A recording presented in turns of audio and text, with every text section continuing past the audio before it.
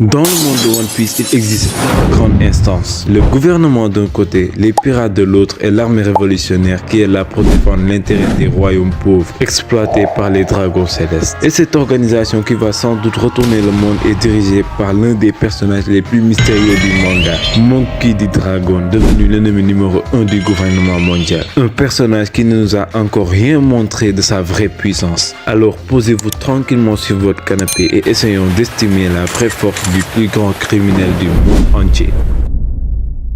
Comme nous le savons tous, à part quelques apparitions très rares, Dragon est quasiment inexistant dans le manga. Attendons toujours le moment opportun pour entrer en scène. Tout ce dont on est sûr, c'est qu'il utilise le vent, ou du moins il a l'air de manipuler le climat à sa guise, comme il nous le montre à chaque fois qu'il entre en scène. En tant que chef de l'armée révolutionnaire et l'homme le plus recherché du monde, il devrait avoir au moins le niveau Yonko. Mais on n'a pas assez d'éléments pour le prouver, comme par exemple sa mystérieuse capacité à manipuler le climat à sa guise. Et j'ai trois théories quant à la provenance de ce mystérieux pouvoir. Tenez-vous bien, la dernière théorie va alors vraiment vous surprendre.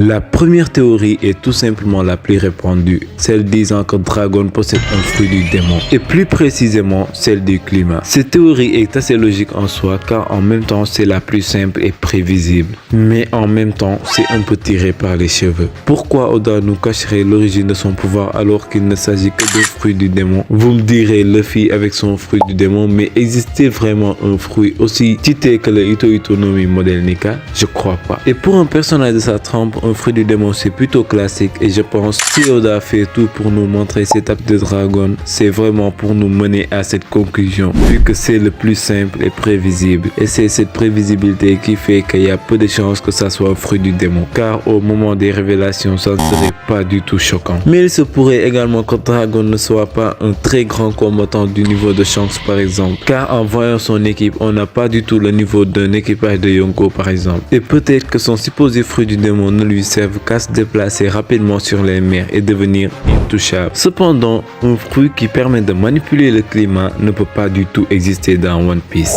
Car ne l'oubliez pas, il existe une autre arme qui permet de manipuler le climat et cette arme n'est nulle autre que Uranus. En effet, la seconde théorie dit que la provenance de son pouvoir est le fait que Dragon détient l'arme antique manquante, Uranus. On connaît l'emplacement de Neptune et Pluton, mais la troisième arme antique Uranus reste introuvable et vaguement citée. Là, on passe à un cran au-dessus car la théorie de l'arme antique est bien plus tentante. En effet, un fruit du démon permettant de manipuler le climat ne peut pas exister alors qu'il y a l'arme antique Uranus, avec lequel le ciel est littéralement à notre merci. Et oui, cette théorie pourrait logiquement expliquer tout. Cependant, une autre théorie auquel je crois plus vient réfuter cette dernière. Il s'agit d'une théorie assez répandue parmi les fans de One Piece, celle stipulant que Uranus se trouve en réalité depuis le début chez les Mugiwara. En effet, ça dit que Nami est en réalité la princesse d'Oikot, qui signifie d'ailleurs Tokyo à l'envers, et en même temps est l'arme antique Uranus elle-même.